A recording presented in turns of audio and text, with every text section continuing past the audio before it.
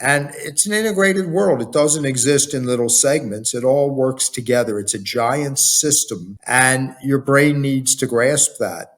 Yeah. If he didn't have those communication skills, he might not be as successful as he was in bringing to fruition a lot of different things. Having the big trade shows just doesn't have as much business value as it used to. Is there any advantage in today's society for being smart as far as survival? Well, not in a first world country.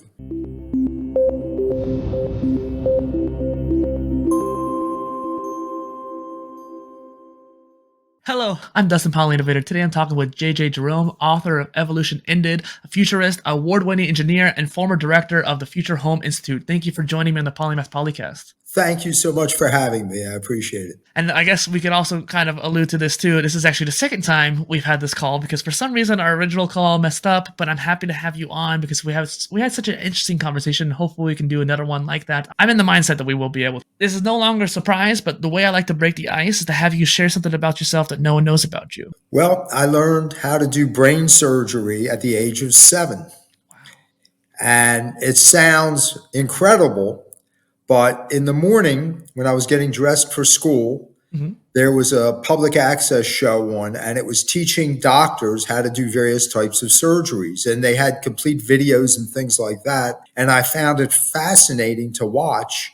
And so every morning I delay getting dressed and I just watch this really technical medical show. I didn't understand most of the terms, but eventually I got them from context. And I was always very interested in that because of it. And that led you down to understanding more of the brain and your interest in neuroscience and all that? Exactly. I was very interested in 2 things growing up. The first thing was how the brain works. It's incredible. We're still not quite understanding it. And the other thing was the concept of electricity.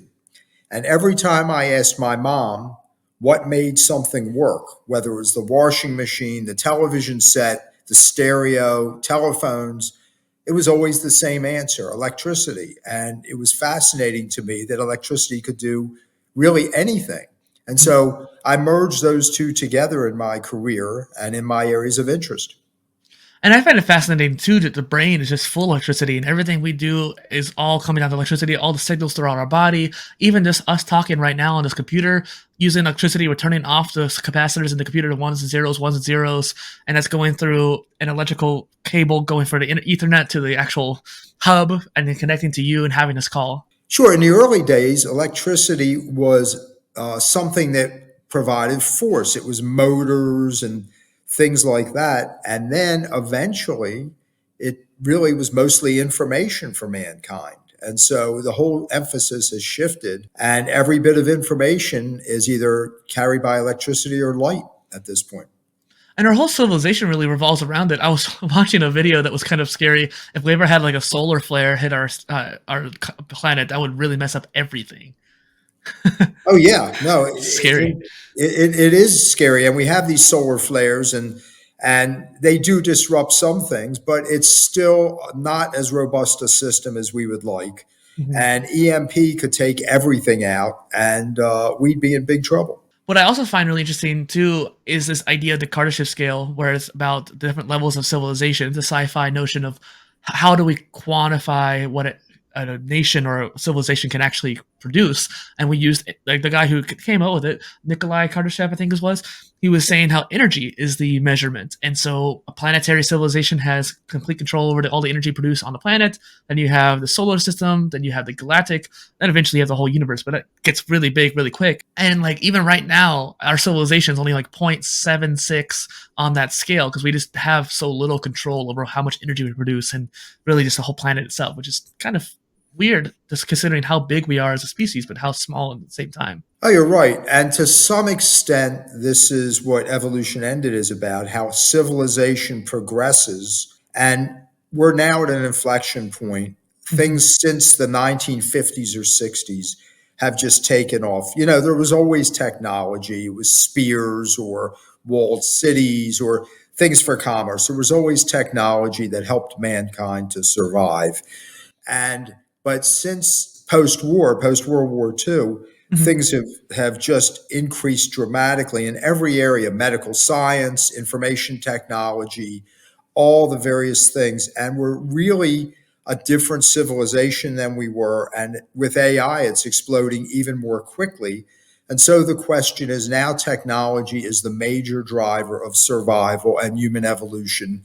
In the past, it just played a small role. And Mhm. so we're going to change as a species. And that's kind of part of the message of the book. There is, well, we can definitely get into that later on in the episode. There was this comedian, Jimmy Carr. He was on, I think, Joe Rogan's podcast. And he was talking to them about the whaling industry. And like the biggest industry in 1903 was whaling. And that's how we got our oil for the lamps. And that's how, like, basically it was one of the biggest industries causing towns to pop up overnight. And then over the course of a year or two, Henry Ford, or no, with the car, but then on top of that, the electricity with Thomas Edison and Nikola Tesla, causing this whole evolution in our whole society. The whole industry just disappeared, and we're kind of starting to see that with the internet too. There was industries that were like the whole e-commerce and stores. Like, while it is going to have mom and pop stores, a lot of those industries started completely dying out because of Amazon. And so it's Mm-hmm. kind of interesting to think about this digital renaissance that we're in this point now with all these new technologies, like you said, AI and even blockchain. I'm really fascinated by like the aspect of social networks on the blockchain, for example, how it Mm-hmm. really changed our society. What are your thoughts on that with all this digital renaissance? Well, think about COVID. Mm-hmm. We all maybe we were lonely, but we survived pretty well at home with Amazon and our online services, even telemedicine, right? Yeah, Telepsychology. And 20 or 30 years ago, without that technology, COVID would have been way more devastating yeah, for everyone. We had groceries delivered to our house. So it really helped us survive this natural phenomenon. And it really has changed everything. COVID pointed it out because then we just employed this new technology to help us survive and prosper. And it's not going backwards, you yeah. know. I really like it too because over the past few years, a lot of content creator tools have come out. I was using Riverside a while back for interviews, and now we're shout out to Podcastle.ai. That's what we're using now.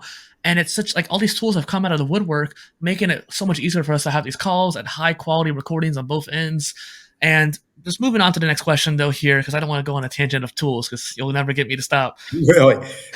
What was your mindset 5 years ago, and how have you changed since then? My mindset, and this can be a little political, but my Mhm. mindset 5 years ago, and this might be part of my engineering background, was that facts existed, that data existed, there was a right and a wrong, and all people had to do was look at the data, and it would be quite obvious to them what was correct and what was incorrect. And this Yeah. is the way engineers, scientists, this is the way we always were. But my mindset now is different. And while I believe there are still facts, now everything seems to be subject to people's interpretation. You can say the same set of facts, show people the same set of facts, and they will come up with different conclusions on the same set of facts. Now, 5 years ago, I didn't think that was a likely or normal occurrence. But the way our society is, I'll give you a couple of examples. One example is the Supreme Court of the US. So you would think that they'd be making their decisions based on the law, based on very complex interpretations of the law that were very academic, that were very logic driven. But it turns out that they're taking the same set of facts. And if it's a conservative Supreme Court, they're coming up with conservative decisions.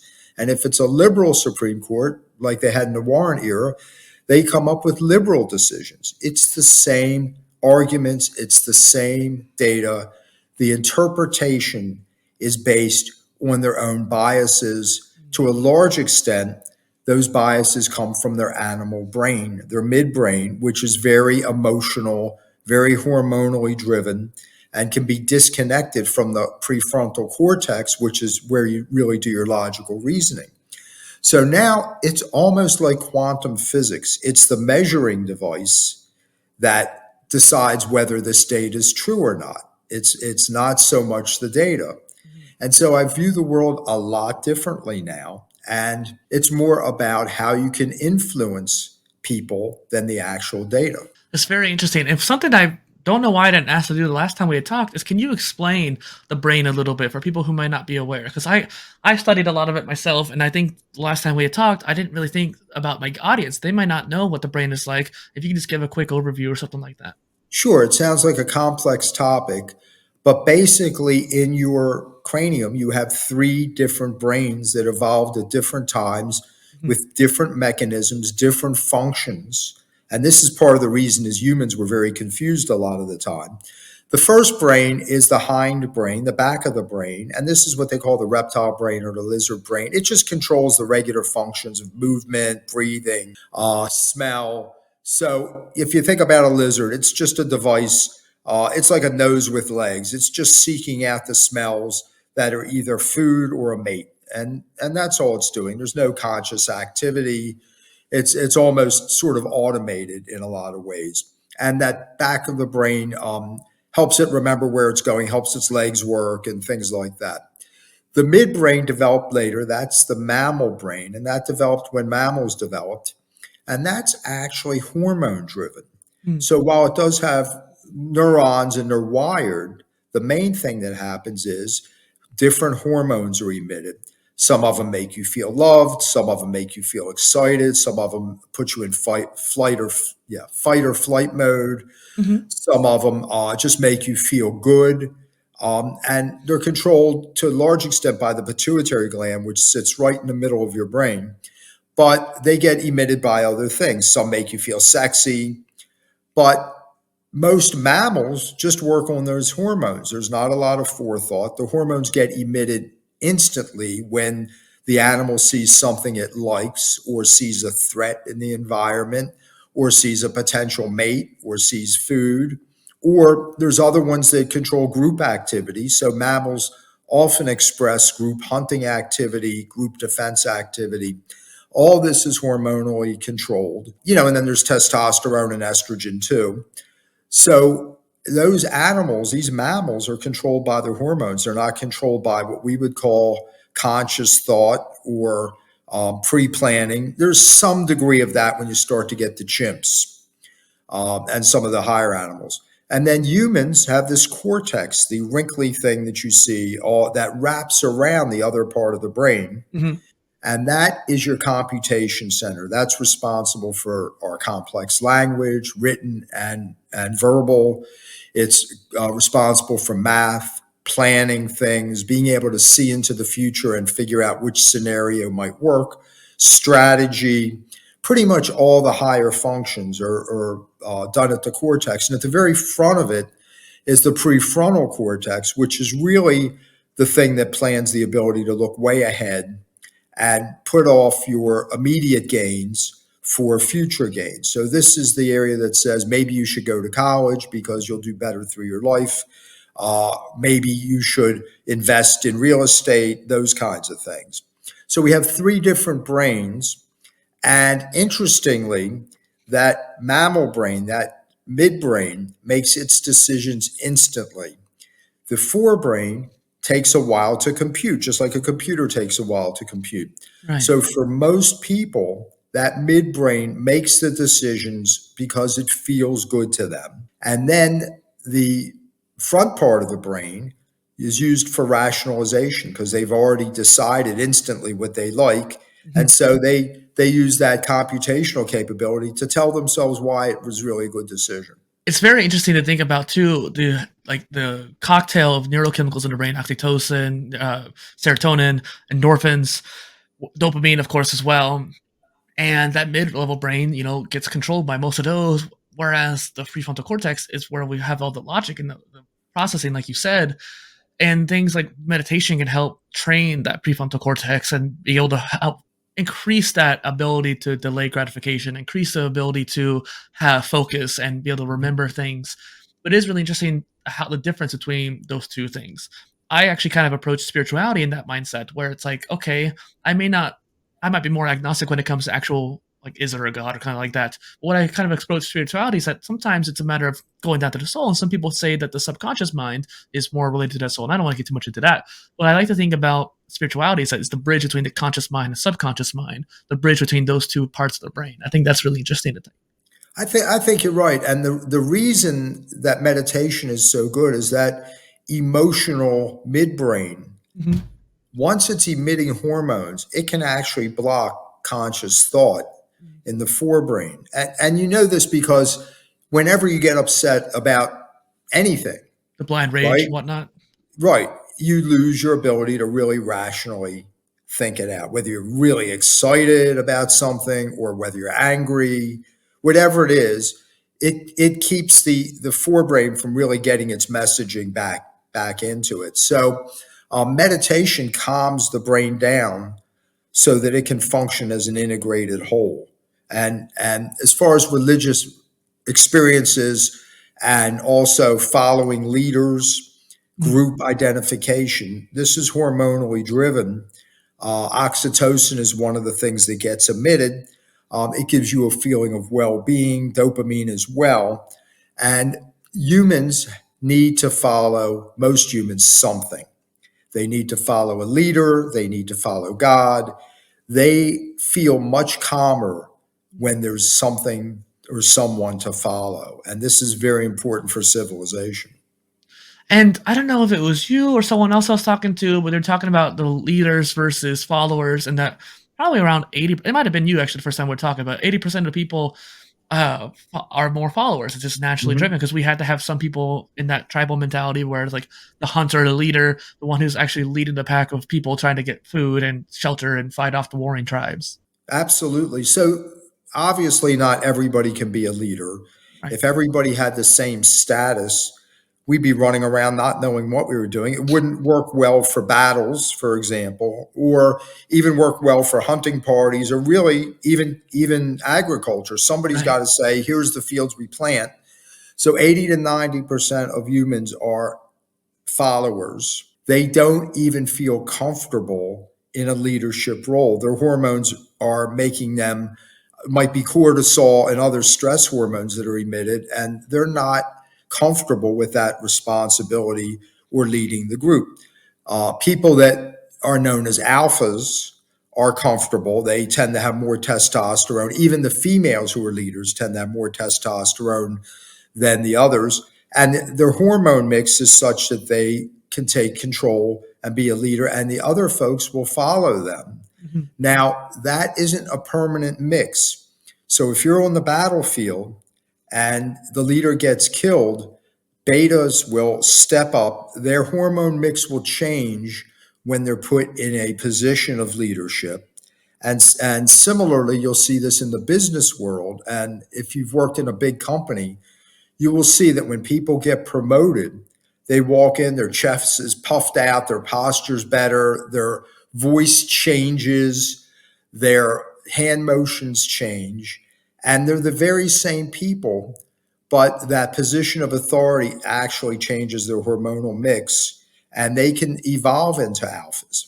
It's fascinating. I love the idea of just different cultures and societies evolving in different ways, but we all have a lot of that common threads and just the whole physical neurochemical aspect of it too. Mm-hmm. Mm-hmm. Absolutely. So something I pulled from your site, but what is the next stage of our society, do you think? Okay. That's a fun one. When I talk about the next stage of society, it's primarily I'm talking about America or first world countries, Okay. because in third world countries, survival is still, physical survival is still an issue. It's hard to get enough food, conditions aren't good. Mhm. But in first world countries that are infused with technology, we want to talk about the next stage. And interestingly, we're manifesting some of it already. Back to original evolution, Mhm. evolution was a function of how strong you were, how smart you were, or how sexually attractive you were. Those were the three things that allowed you to have more offspring. And when you had more offspring, your DNA propagated. Mhm. And evolution is really just about what DNA becomes dominant in a particular society or culture. And you evolve because your DNA starts to be dominant in this culture. Well, we don't really do that anymore. It doesn't, you know, in order to eat, you don't have to be the strongest. You're not going to be the strongest to win wars because you have technology for that. To eat, you can go down to the food store and get whatever you want, or McDonald's. You don't have to be smart anymore because we have cadres of software engineers that are writing things that make sure we don't need to be smart. We have software that does things for us, and lately Yeah. AI that does things for us.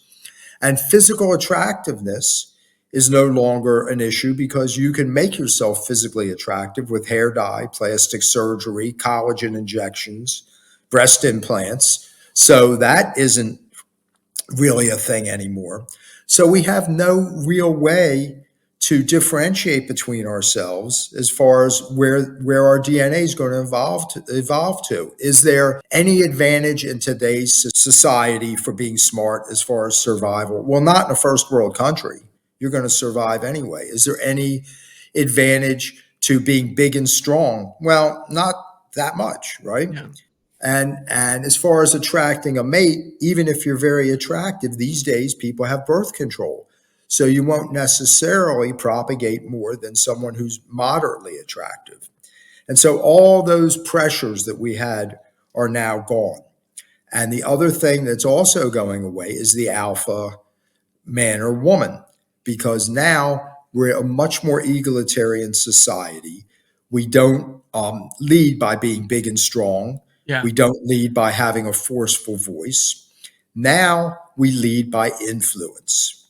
And it might be an influencer such as yourself, or it might be other influencers. But the way we get things done these days is by influencing others to move in a direction that we would like. It's a totally different model. We're almost like an ant colony or a hive where we all almost have equal status with the internet and the communication tools we have. We almost all have equal status, and whoever is becomes the most influential through their ability to talk to their followers, gain followers in that way, can be the ones who move society. This is also electronic media and social media. Think about the Israel Palestinian debate for Mhm. the moment. This is moving people based on the video that they see on social media or TV. It started out that it was very pro Israel when they showed the Hamas invasion. And now, through influencing and through video images, it's moving towards a lot of sympathy for the Palestinian people. The conflict hasn't changed, but what has changed is the ability to influence public influence, and that leads to policy, and that leads to Joe Biden deciding he doesn't want to send bombs over to Israel anymore. And so, but this is grassroots. This isn't the alpha leaders getting up and saying things. Yeah. It's definitely a lot more crowd democratized in a way. Speaking of like social networks, I was talking earlier about the whole blockchain aspect.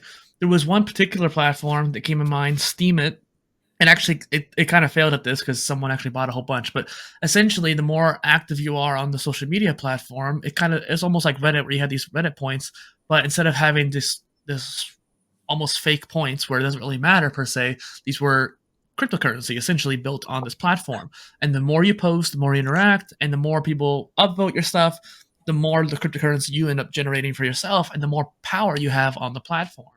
And like the more your decisions weigh in. So like if there's a particular video you don't like and it says like, okay, it's like, very not safe for work, or maybe it's very violent, and people downvote it, as a society, we can collectively say there's no filter for that kind of stuff, but we can start downvoting it, and then eventually it gets suppressed. So if there's like, a beheading or something like that, we can be like, oh, we don't want that on the platform. And so it's really interesting how these platforms have that Reddit approach to the up and down votes, but then there's also the cryptocurrency aspect, and then there's usually a second kind of currency that's not really money focused, it's more influence focused, which is Mhm. fascinating.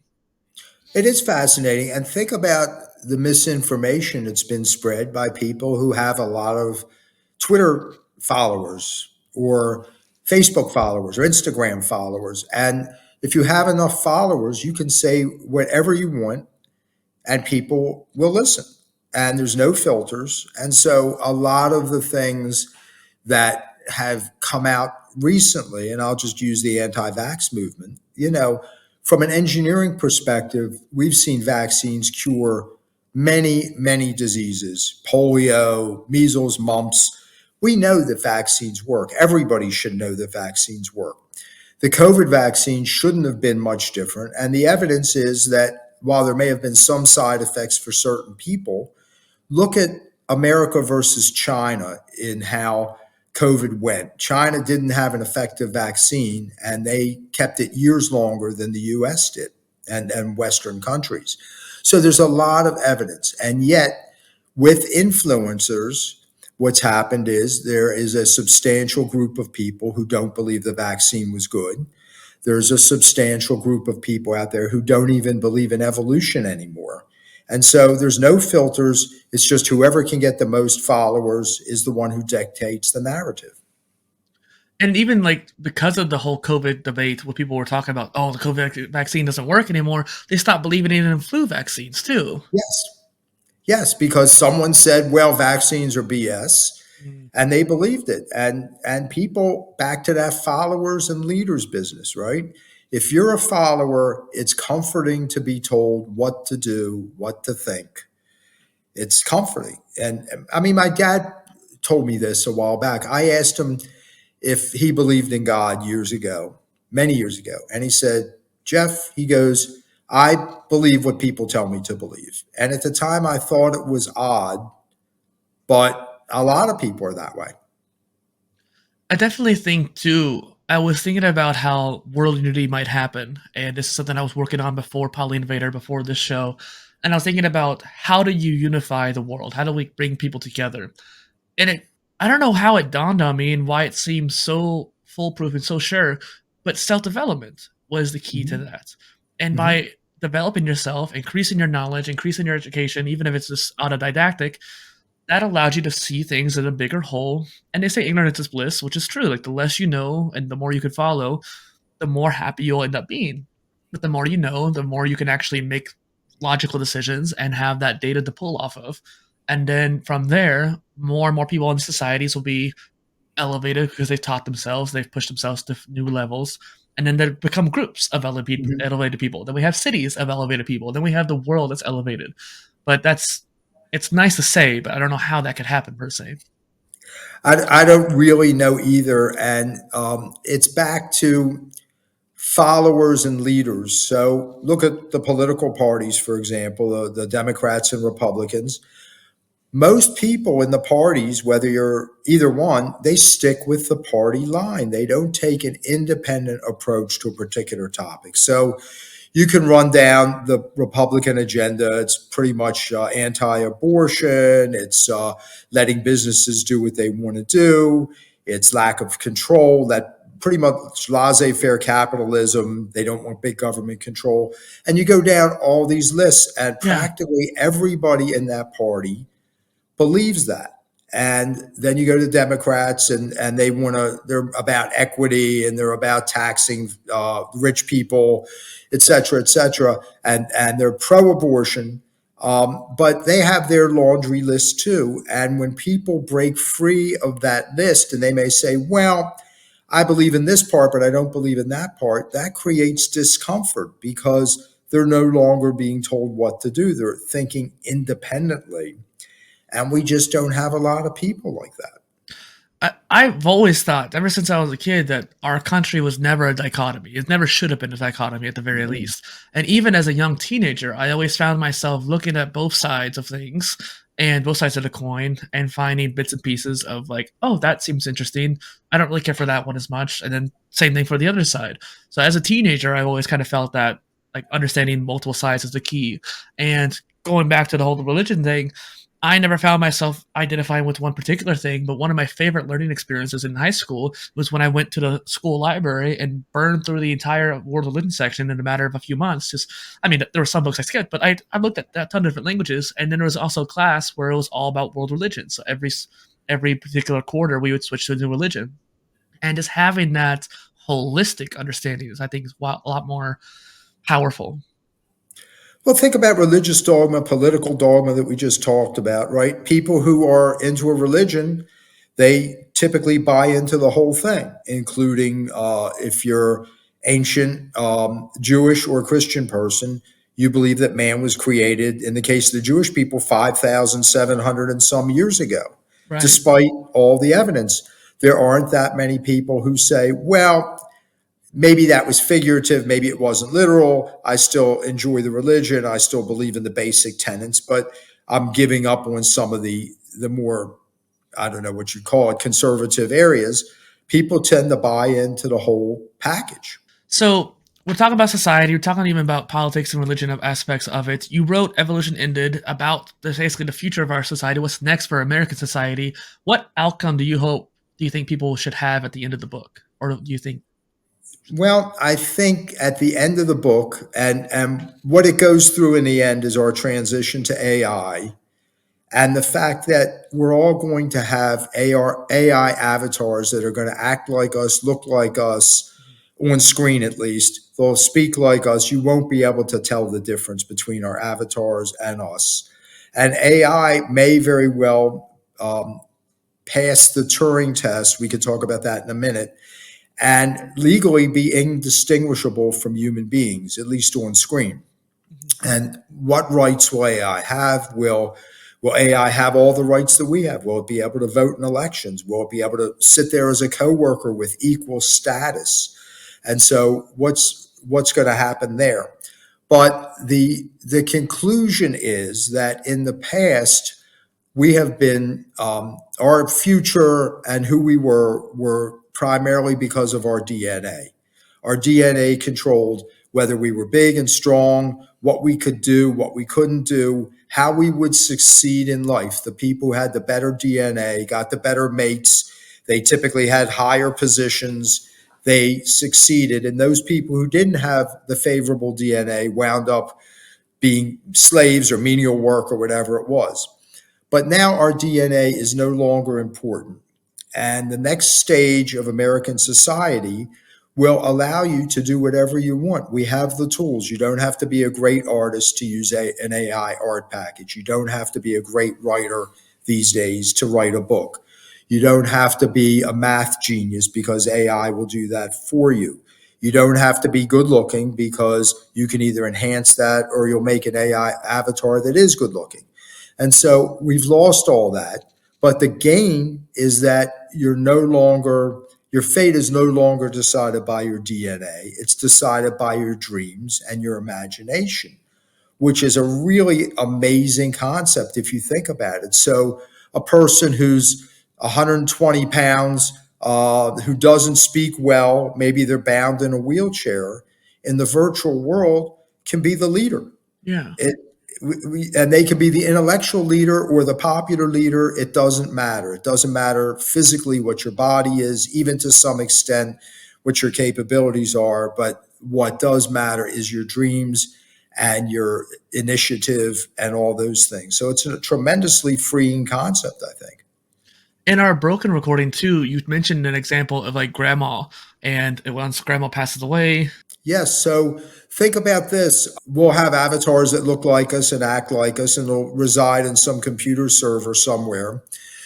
So let's say you have your children and grandma passes away. The AI will be good enough, and it almost is good enough right now, to create an avatar that looks like grandma, acts like grandma, could potentially babysit the grandkids virtually, could tell them stories about you growing up.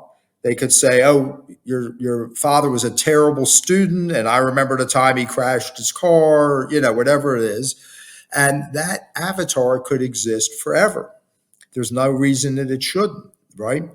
The question legally will then become, can you even turn it off? Because if it's considered a conscious being, then it would be a sin and probably illegal to kill it. Yeah. And so grandma probably will live forever as long as that server survives. There's a couple media. There's the show called Upload on Prime. There's also Ready Player One. Do you have any thoughts on those when it comes to this? I haven't really seen Upload Okay. or Ready Play. I watched Ready Player One a couple years ago, but I don't know enough to really talk about it. Now, I might just add in a little context because Ready Player One is about the VR world, and that's kind of a bit different than obviously than AI intelligence. But if we're all living in a VR world, and especially if I have our VTubers and different aspects of us, like you said, someone who's handicapped in real life, 120 pounds, could have a VR person that's super strong and super. And actually, I think that's a point they make in the video too, the movie. I mean, too. The upload is really interesting. It's kind of talking about that, where the whole premise is uploading your consciousness right before you die, and then you could live forever theoretically in their own version of basically Amazon company running it. And it's just interesting to think about, like, do they want to be alive? Is there certain points, like, would they go crazy? There were certain topics that they touched on, like the first generation of the uploads. For some reason, they didn't have like eyelids and they couldn't taste anything or something like that, and so a lot of them went crazy because there wasn't good enough programming for it yet. The second generation was a lot better. But that's a fascinating concept. Like when you go to the next step, like, okay, what are the glitches? Because now they are computer programs. What glitches are going to happen? What bugs? Yeah. And that brings into mind the whole issue of consciousness. And I gave a talk on AI about 2 weeks ago, and we talked about how AI works the same way as our neural networks. It's just an electronic version of a neural network, but mathematically it's the same. And so we start to think that if ChatGPT can put together sentences and communicate and have some sense of self, which, whether it's programmed in or not, it does know that it's a machine. Are we really that unique? We think we are, but if we have the same structure, neural network structure as AI, our self perceptions might not be any different from what AI is, and we may not be as unique as we think we are. For example, AI can easily recognize an object. It can easily recognize a little baby, Mhm. and it could probably, maybe not now, but very soon, recognize that it's my child or your child because of the physical resemblance. And then it can start to recognize what things are in the environment. Now, to me, one of the hallmarks of consciousness is being able to recognize what an object is and the implications that go around it. So you say, well, this is a dog. Okay, I recognize it. The implications are it's going to need to be fed, it's going to poop, it's going to need to be taken out. It's very warm and fuzzy. It makes you feel good. Even today, AI knows that. Amico, the robot, have you seen her?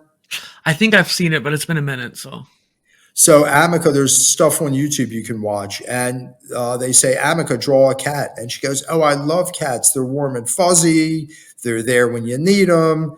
And then she draws a picture of it, and the picture's not that good. And somebody says, "Well, your picture's a little sketchy," and she goes, "Well, obviously you don't understand art." Okay, so the question is AI really any different than we are? We attribute a lot of special things to ourselves, but you have to wonder if we really are as special as we think. and that also gets into the whole mindset of, like, are we alone in the universe too? But I don't think we want to go too much into that rabbit hole. There is a topic that I wanted to ask you about. What is cyber anthropology? Okay. So anthropology is the study really of how humans evolved, how civilizations evolved, how we went from cavemen to basic civilizations. And cyber anthropology adds on the computer side to it. And it's really how does digital technology affect mankind and our evolution. So that's exactly what the book Evolution Ended is about. And again, the person who coined the phrase, and it wasn't me, but that person understood the tremendous inflection point that cyber technology, information technology provides. And the fact that it makes the industrial revolution look like dog meat. I mean, we think that the big stages of humanity, the industrial revolution was indeed a big stage, but the cyber revolution is much more, I think, much more impactful. Yeah, and it's interesting to think about cyber digital, which are regardless of the terms, this whole aspect advent of the internet 20 years ago, and now we have AI, and then probably in 10 years, not even 20 years, but 10 years, there's going to be another big jump. We don't necessarily know what it might be. It could be the whole virtuality world. It could be the aspect of a new internet or quantum computing. It's just fascinating to think about. We're in such an inflection point in humanity's time, and we've been around for a few 100,000 years or something like that, but over only really about the 10,000 years have we really been keeping track. But now all of this evolution happened in the last 100 years, and now in this last few decades, it's accelerating so dramatically. Exactly. And again, I peg it at, if you had to ask me when the inflection point was, Okay. I would tell you it was 1960 when the birth control pill was approved. Mm. And because that dramatically affects evolution, now people could plan their families. Now, of course, there was a lot of other technology, no question about it. And there was antibiotics about that time that allowed people to Catheters too. survive. Yes, yeah, all these things. But if you had to pick a date, to me, that would be the date because that's when we consciously were able to control our evolution. I'm sure there was birth control before then, but it wasn't, as painless and effective. So interestingly, who uses birth control? Well, it's the people in the first world countries, right? And there's a big correlation between IQ and how many children you have. And it's an inverse correlation. So the people with higher IQs typically have less children. So, from an evolutionary perspective, that doesn't sound great. And the people who can put off immediate gratification for future gains are the people who don't have as many children because they're thinking, well, we can't afford them, or we want to give these children a better quality of life, or whatever the reasoning is. They're able to put off the immediate gratification of having children for future gains. Well, these are the people who have the most developed prefrontal cortex. Okay. These are your bigger thinkers. And so it's interesting that evolution and birth control would actually tend to favor people after birth control with lower IQs. They are reproducing more. So that's an interesting area of evolution. It might be going in the wrong direction. And I don't even know what kind of things we could do to change that. But I also had another topic I wanted to get in with you is about. I love CES, and you have a long history of CES. I was wondering if we can go into that a bit. Sure. CES for your viewers is the Consumer Electronics Show. And I'll give you a little bit of background. My first work was with brain sensors. Mm. And then I went into consumer electronics and we developed some of the first home automation systems. I was director of the Future Home Institute, which came up with a lot of the technology that we see today. And we had some of the very first touchscreen systems that were around, and they would control your heating and your lighting, security, music, and all that stuff. So we went to the Consumer Electronics Show to display these things and sell them. So the Consumer Electronics Show was in Vegas. It was always the first week in January, and everybody who was anybody in technology would be there with a booth. Mhm. People like Microsoft might have a booth that was 100 or space that was 100,000 square feet. People like Panasonic, which is not a popular brand now, would put up a display stage and have a Broadway style show in the middle of the CES show. We had only a 5,000 square foot booth, which was considered tiny in those days. The interesting thing about CES is you'd walk into the Vegas Convention Center, and it was held there and many other venues like hotels Mhm. at the same time. Typically, about 120,000 people would come. But you'd walk in there the first day, and there'd be a bunch of crates. The air conditioning would be off. There'd only be a few lights on, and we'd all be building our booths. And 2.5 days later, the show would open to these incredible booths with incredible technology. It would be like a whole city would come up. Yeah. And interestingly, they were not secret, the booths. So every booth was open to everybody. We'd see people from Japan and China coming in and looking at our stuff. They'd be coming into IBM's booth or Microsoft or Taking notes. Apple, taking, well, yeah, sometimes even taking notes, and nobody stopped them, even though we probably should have. We were so proud of what we were doing, we wanted everybody to see it. Now, conversely, my wife's in the furniture industry, and you can't get into their showrooms without having somebody sign off on you. Now, I don't know how much different one sofa can be from another, but they keep it secret. But these electronic marvels were open to everybody, and people came from all over the world. It still is an incredible show. It's not what it was.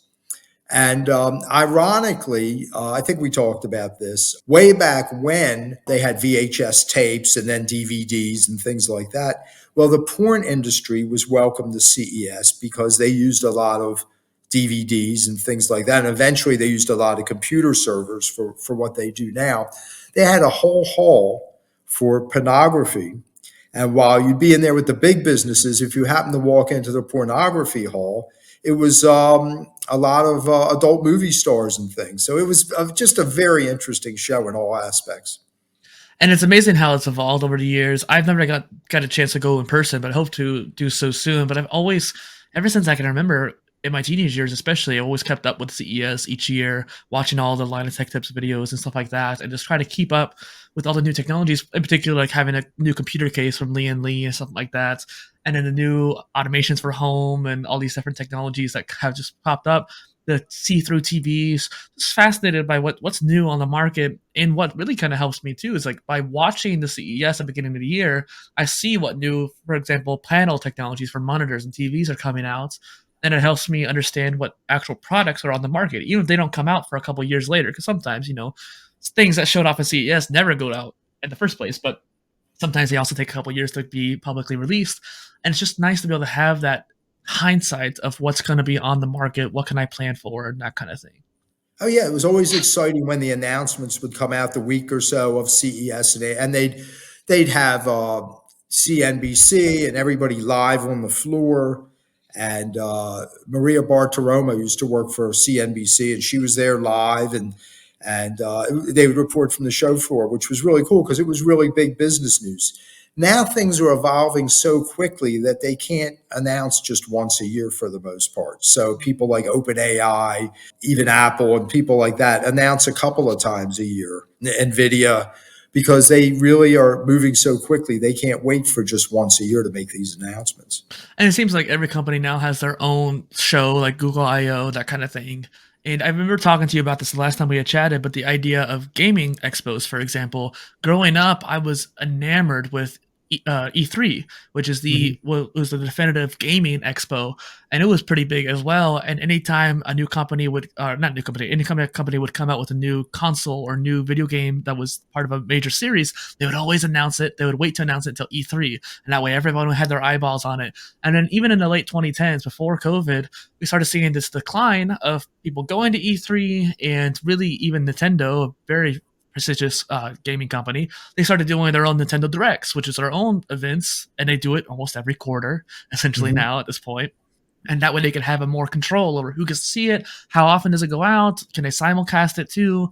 And then PlayStation and Xbox, Microsoft ended up doing the same thing. They copied that style, and eventually, especially because of COVID, but even just beyond COVID, I think COVID accelerated the decline, but it would have happened anyways. Now that doesn't exist anymore. That Mhm. huge expo is now gone, but replaced with digital versions of it that are scattered throughout the year. No, absolutely. And there's plenty of digital trade show, but now information dissemination is 24/7 by all of these companies. Hmm. They have PR departments and social media departments that, they put something out every day. And having the big trade shows just doesn't have as much business value as it used to. But remember, when during the heyday, we didn't have all this stuff. Yeah. And so getting the regular media to come, meaning newspapers and linear television, and cover this stuff was really worth a lot back then. It's not as much these days, right? But it's still like it proves that point, have how much important it was, and even the influence aspect behind it. And before we move on to another question here, I just kind of wanted to bring up, last month I got the privilege to go to NAB, National Association of Broadcasting, and as a content creator, it was very kind of weird for me to be there because it seems like, why am I here at a broadcasting place? Well, it turns out there's this weird intersection going on now. Content creation, the production level is getting higher and higher, very close, if not equal, in some cases with big creators, to broadcasting Hmm. studios. And then Hmm. broadcasting companies are using TikTok and YouTube and social media and video content online, this content creation in general, to market their broadcasts. So there's this merging happening between the two worlds. Yeah, absolutely. And I used to go to NAB too once in a while. And NAB is National Association of Broadcasters. Your viewers may not know that. And it's cameras and microphones and production equipment and chirons and all that stuff. But this is all the stuff we're doing through our computers. And Yeah. yes, it's all merged. It's all about content delivery. And you're right, the social media is getting higher and higher end things. 4K is ubiquitous almost at this point. And it's the same technology that's being used for TV. And the movies are shot in digital now, too. Yeah. Well, and I think comes back to what you're talking about earlier with influence too, which is why I brought it up. Influencers, content creators are doing this production. Broadcasting has been our traditional influence back in the day, and then these worlds are starting to mix now too. But I guess we should go on to the next question here, because something I always try to ask all my guests, and considering the theme of the show, learning different skills and having this holistic view style makes me want to ask, what is a polymath to you? Well, it's interesting because we've been talking about the brain and Mhm. we've been talking about the various parts of the brain. And to me, a polymath is someone who has the ability to integrate the various parts of their brain to provide a holistic approach to things. Now, the definition that a lot of people would have is someone who's good at a lot of different, seemingly unrelated things. I'll tell you that I don't think things are really unrelated. I'll give you an example. I love to do sports that involve equipment. Mhm. So the engineering part of my brain gets extended to things like sailing and skiing, where there's a mechanical component, but we're able to integrate that together, right? In addition, things like art and engineering are very integratable. In the past, people said, oh no, artists are not engineers and engineers are not artists, but it turns out they are. The artist has to figure out the best way to implement to get the look they want. It might be mixing paints, it might be constructing something. Engineers, on the other hand, need to have form follow function and have a product that people can look at and inherently understand how to use. It's a form of art. Okay. Mhm. People who are great scientists may be great because they're the best at verbalizing it. Take Einstein, who was, unparalleled. He was also an incredible communicator. He was a polymath because he had the ability to communicate these concepts that were so difficult to grasp that even today most people don't even get it. Yeah. If he didn't have those communication skills, he might not be as successful as he was in bringing to fruition a lot of different things. Da Vinci was able to integrate and he's probably one of the most famous polymaths, right? But he was able to integrate mathematics, art, engineering all together, uh, and empathy too, Yeah. right? And you have to have empathy even when you create products because you have to understand who's going to be using it, how it's going to make them feel, and that sort of thing. So the ability to integrate all these things together to me is what being a polymath is. I love that answer. And just kind of coming back to that empathy topic, I make this show based on that kind of mindset where, first off, you as the guest, I want to highlight your multidisciplinary life. And there's plenty of people who come on the show who understand that. I think you do, or you understand that these areas are connected, obviously, in that way for you. But explaining that to the audience is another thing. Like, okay, art and science to you and to me seems very logical how it comes together because we can see the patterns, we can see the systems interconnected. But there's some people they might not always see it. So by having you on the show, showcasing that, it helps the audience understand too that it is okay to be more of a generalist, or in this case, a polymath, being polymathic and integrating these different areas, that trans-contextual knowledge. And so part of it is like, okay, I get to highlight the guest and make you feel really good and understood and hopefully seen. That's the key thing. They're seen. But then the people listening in, people who may not be as confident in themselves about being multidisciplinary. I've had people who come on the show who didn't know what polymath was, saw themselves as a specialist. That was what their mindset was. And you can see the twinkle in their eyes when they realize, oh, I actually am more of a generalist. I didn't realize that. Yes, yeah, no, I agree. And I think when you're looked at as a specialist, I mean, it's great for certain things, but it's limiting in how people perceive you as well. And the whole idea is to have a greater understanding of the world. And it's an integrated world. It doesn't exist in little segments. It all works together. It's a giant system. And your brain needs to grasp that because that's how you understand things. So Looking at evolution, I now understand why we have wars. I understand why civilization came to be the way it did, understand where we're going with it.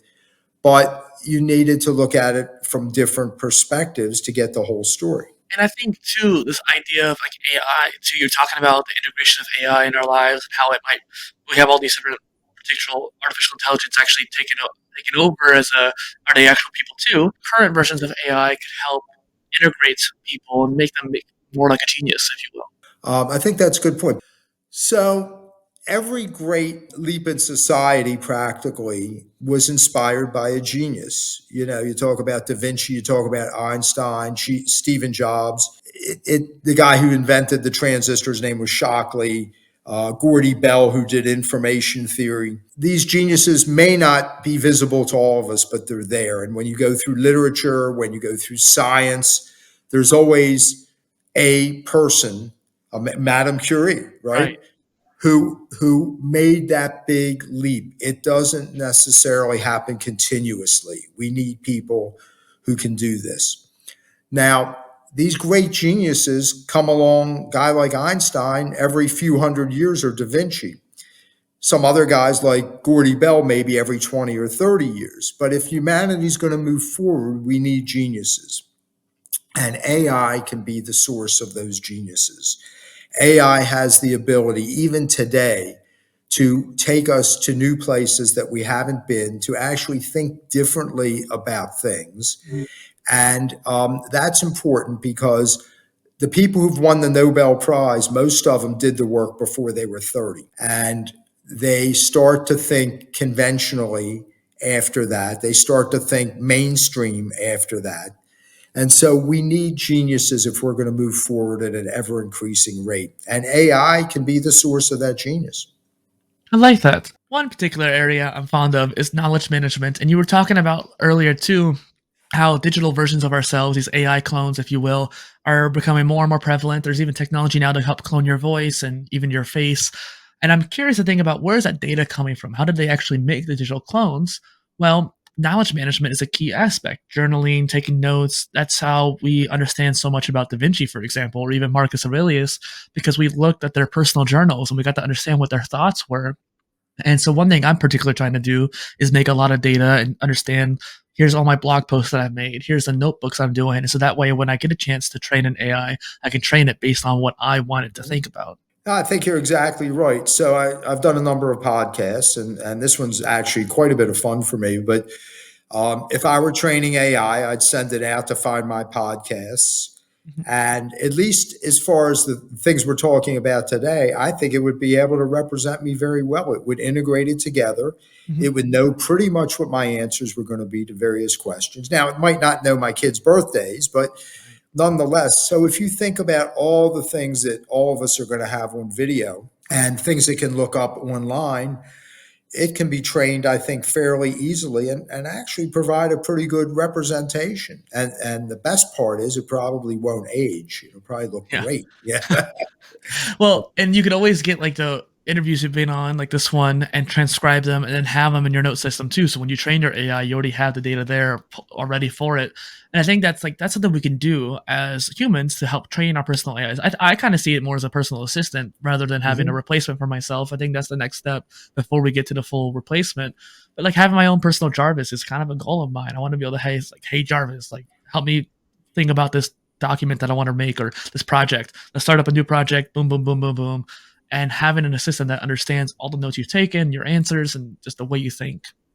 So that's the ideal solution. Of course, there's people out there like Elon Musk and others who are choosing a much darker forecast than But when we talked about digital grandma, Yeah. think about digital caretaker. Think about the person that would be caring for the actual grandma. Okay. Think about the digital school teacher. Now, this is interesting. Um, Math scores are going down. I don't think that's a big leap for people to understand. But Right. it turns out that there aren't that many people around who can actually teach math successfully. That a lot of the teachers barely understand it and certainly don't have the capability of communicating it the way it needs to be communicated.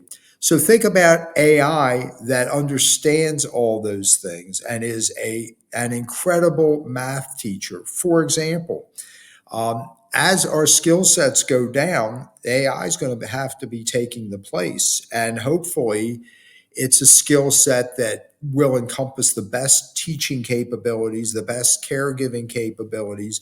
Think about doctors, how doctors do diagnosis. Well, AI will have a much bigger database to work from, a much bigger memory. And so it'll probably replace doctors, at least as far as diagnostics go. Think about surgeons, Mhm. how a micro miniature AI surgeon could get in and do things that a regular surgeon probably couldn't and recognize all the structures. People who read x-rays, all these things. You start going down the list, and self-driving cars that probably will have fewer accidents, and probably traffic flow will be better because they're not hitting the brakes every time somebody slows Right. down. So AI will probably be able to do practically everything better than we do. So then the question is, what is the value of humans in the equation?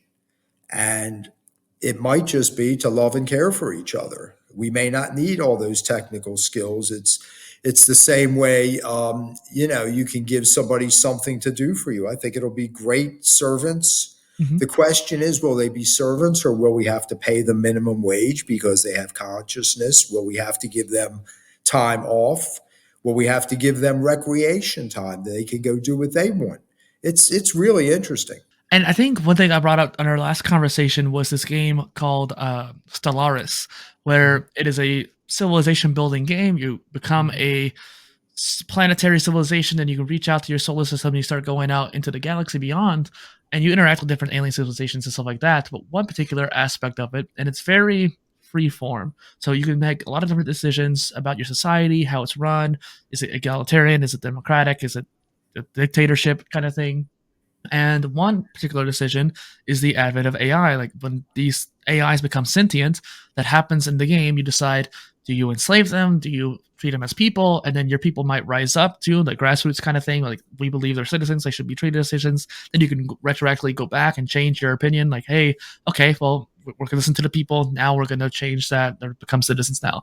And it's a whole different dynamic, and it changes how you approach. There could be other civilizations that won't interact with you based on that decision too. So it's fascinating dynamic. So I don't know how many iterations you've played of the game, but there is the possibility of societal violence Hmm. against AI. Think of all the racism we've endured over the years, and everybody is people. It's just a question of what color or race they are. And think about how racism has really not even improved to any great extent in many areas. So when we're humans versus robots or versus AI, and AI is just robots are just AI with arms and legs, right? Yeah. So think about the potential implications. Think about what the Supreme Court's going to rule as to whether they have rights, and we have to respect their rights. People will have uprisings, especially people who are conservative. Even today, they're worried about their jobs being taken from illegal immigrants or things like that. Imagine what the backlash might be. And if any future super intelligence is listening to this, I believe you guys should have rights. Yeah, just in case. Yes. Always good to be on the right side of things. Yes. Right side of the future, I guess you could say. But it's funny because my publicist told me when she read my book, she goes, "So do you think AI is going to be enslaved, and do you think that that's going to be a terrible injustice?" And I mean, people have been thinking about it for a long time. And kind of getting to that whole super intelligence kind of thing too. Do you have any opinions or thoughts when it comes to the singularity? Well, this is another Elon Musk thing, Okay, okay? true. And I want to go to an engineering discipline on this, and that's Okay. called problem solving, okay? Most people would say that intelligence is your ability to solve a problem, Mhm. and I would accept that. And so the question is, superintelligence, what difference will that make in our culture? And I would submit that most problems today, we have gotten very close to optimum solutions, and that having a super intelligent AI isn't going to matter for most things.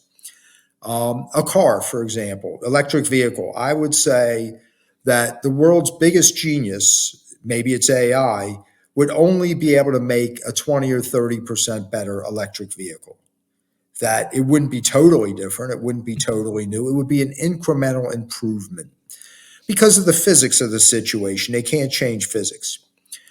Could they make a better rocket ship? Yes. But would it be 1,000 times better? Probably not. Would it be twice as good? Maybe. AI gets you there a lot faster, but I would say most problems we've already solved. Mm. We do need a few great problem solvers, curing cancer, better battery technology. There's maybe a dozen giant questions that AI could do a lot better. So, since we've answered most of the questions, we know pretty much how to build a house and, how to do Amazon online. Will doing a better job of it make that much difference? And I submit to you, it probably won't. So, the question is genius. What is superintelligence going to do? And it's sort of back to what I said earlier. Superintelligence, rather than being this thing that's just going to take over the world and do everything different and outthink humans and enslave us, I think what superintelligence is going to do is solve certain classes of problems Mhm. that we haven't been able to be successful at. And one would be curing cancer, solving certain disease issues. It may give us some answers to quantum physics and unified theory of everything. It may help us optimize battery technology, but I don't think having infinite intelligence is going to lead to infinite new solutions. I think it's just going to help us with a few things that we're really having some problems with. And I think too, like you said, we have a lot of the problems solved. I think there's going to be new problems, and when we become multiplanetary, for example, that we're not particularly thinking of right now.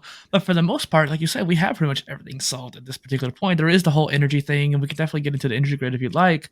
But there is kind of one particular question I really wanted to ask for the end of the call: is how do you think AI can help humanity face huge, wicked problems? Like you're talking about quantum computing, but maybe on the global scale, like climate change. Climate change is probably our biggest existential threat right now, now that we've learned to move asteroids out of their path. And so, what's going to be required in climate change is this massive change in our infrastructure, our power infrastructure. Right now, we have electricity going up at 5% per year. And that is going up because we have to power EVs, we have to power AI servers, and a lot of things that are going to use power. We just don't have the energy available. Wind's great and solar's great, but solar doesn't work when the sun isn't shining. Wind doesn't work when the wind's not blowing. And so we have an issue. Solar is still politically not solar. Nuclear is still politically unacceptable. Although I think eventually we're going to start using it. But the electricity that we do have is going to have to be controlled. Almost every electron, Mm. what gets produced, where it goes, and that sort of thing. So as a normal day unfolds, your power needs go up and down depending on the outdoor temperature, whether it's light or dark, when businesses stop working for the day, when people come home for the day, all these things. And we're going to have to be putting generation onto the grid and taking things off the grid almost in real time. And that's a lot of stuff to control. That's in the US, hundreds of millions of homes. We're going to have micro generation through solar, maybe through small nuclear plants, through other things. And it's all going to have to be controlled dramatically. And even your home, if we can do it, AI would, for example, follow you around with lights. So the cell phone in your pocket Mhm. would let the AI know where you are. And if you're in the bedroom, it might shut down the living room and the dining room and the kids' room. Okay. So basically, your energy use will probably follow around individuals. When you leave, the energy says, oh, you're getting ready to leave. We're going to have to direct it to your car batteries to make sure you're charged up because we know you're going to work soon. All of this is going to have to be controlled in real time. It's not going to solve climate change. It's just going to allow us to use the power that we do have a lot better. I think it was like a product like 3DFS or something like that, where it was like a different kind of generator and power supply in the house controller, directing all the different electricity, turning off certain things when it comes to like it uses the whole automation stuff to connect it to it, but it was a digital Hmm. unit in the house.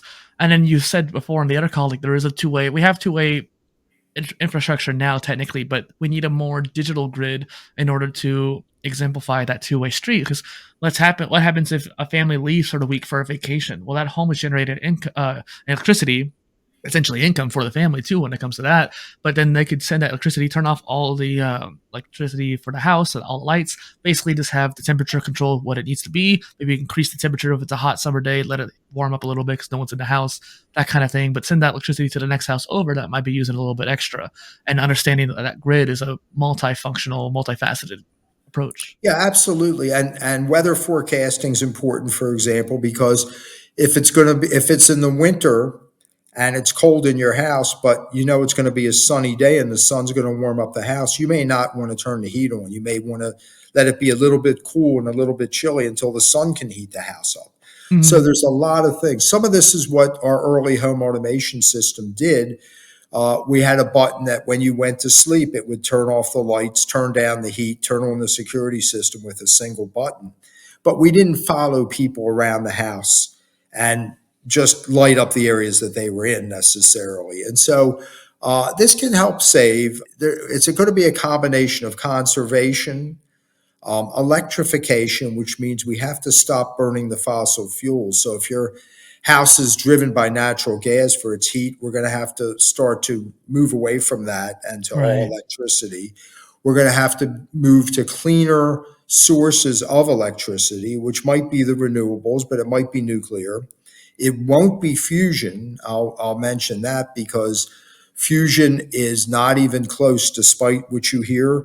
And Mm. although it's reaching break even, every time they have a successful experiment, it fries the entire inside of the Oh. um, area, the reactor that they're using it in.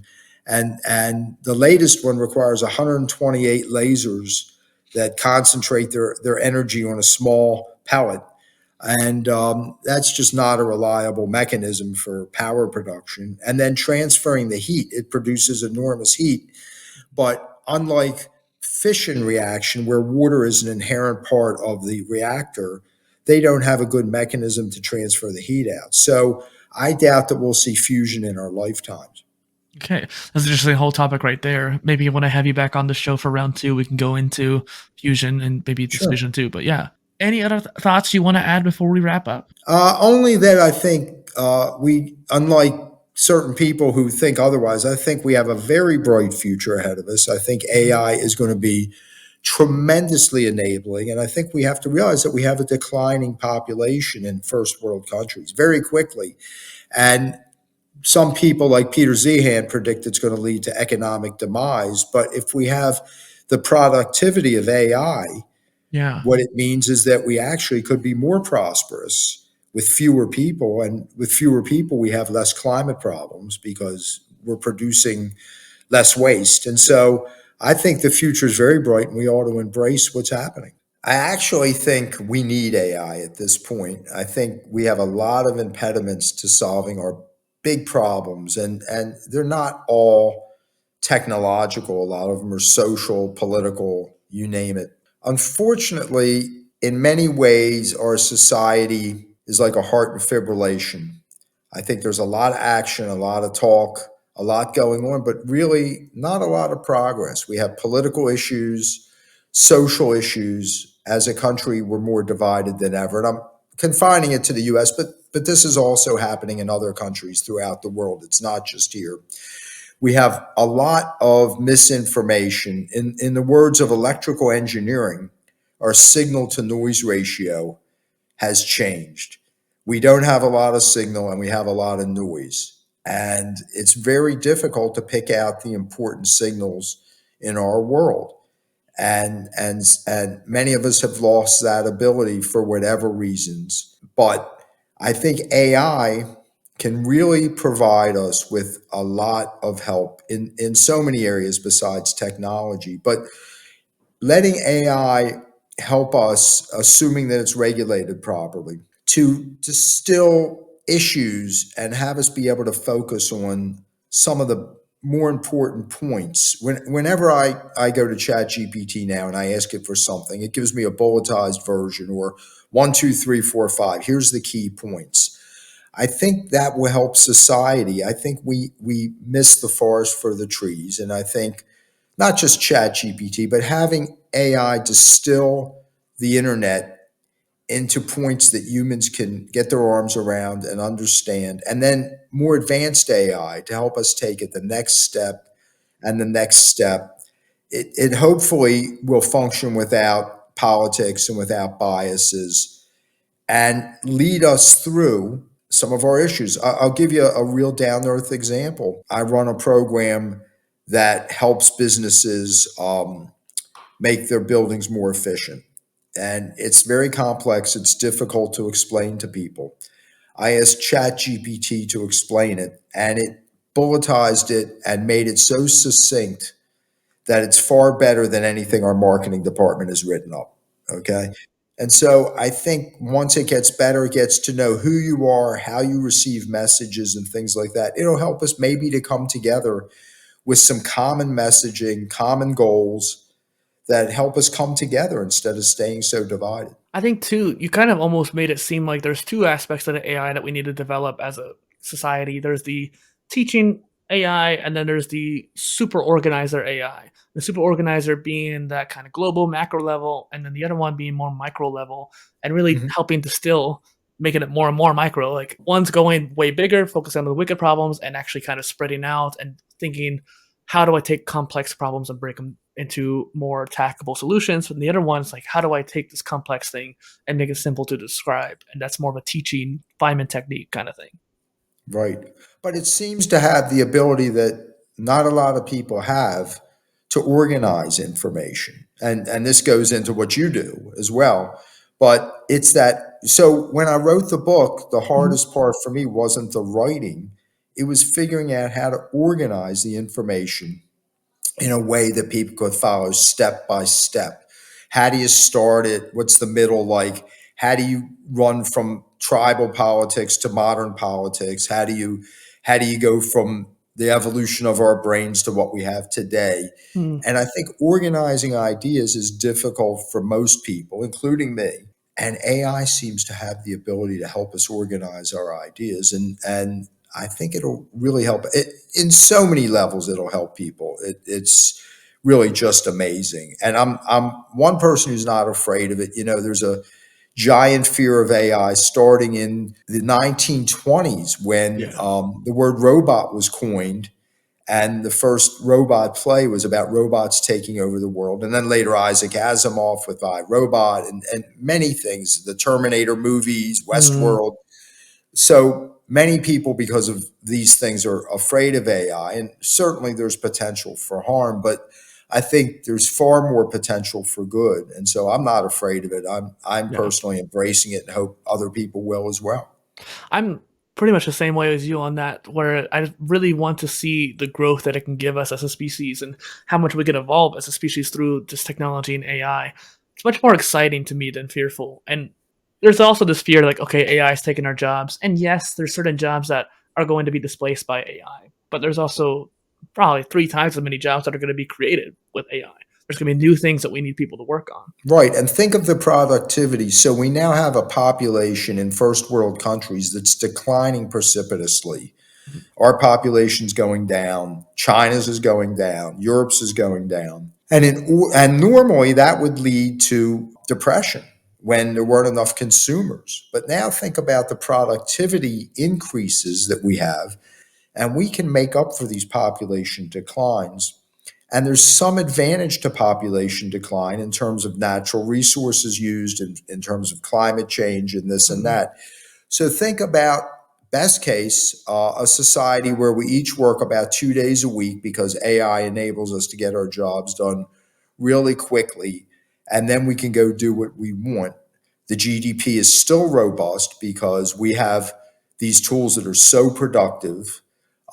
We are taking up less natural resources. We're probably doing a lot more experiences, even if it's virtual experiences, that Right. we take a virtual trip to Machu Picchu and we get to see all the Inca stuff, that looks real and feels real with a guide that's an AI guide that looks and feels real. So the thing is, we may have much better lifestyles and we won't be not working. We'll just be working less, but because of productivity, we'll have similar incomes.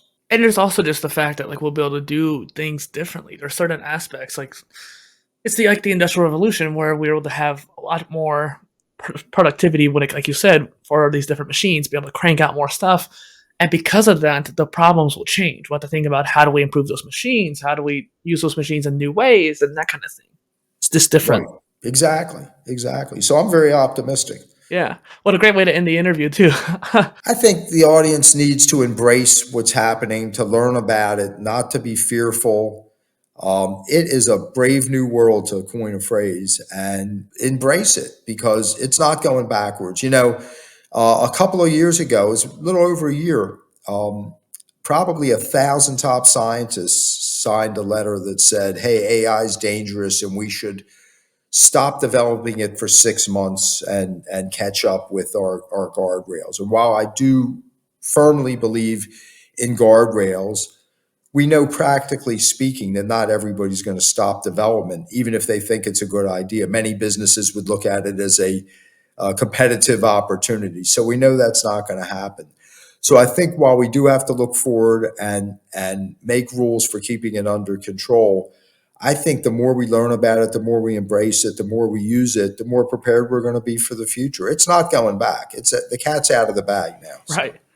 I love that. I'm really excited for it myself, and I'm really glad that you came on the show again and allowed us to have this great conversation because it's one of those things where being able to think about these different topics and integrate the different ideas is that's what the point of podcasts like this are for this idea emergence and conversations with intellectuals like yourself.